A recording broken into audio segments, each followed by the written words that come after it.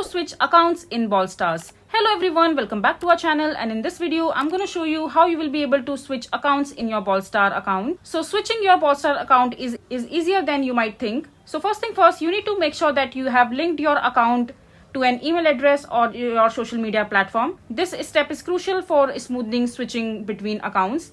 So once your account is securely linked, go to the game settings. Just click on the three dot menu icon from here, and after that just go to your Supercell ID, and over here you just need to log out to your existing account. And as soon as you log out to your existing Brawl Star account, the Brawl Star will prompt you to log in again, and this is when you can choose the account you wish to switch to by entering the associated email address or by selecting the linked social media account that you have linked to your Brawl Star account already.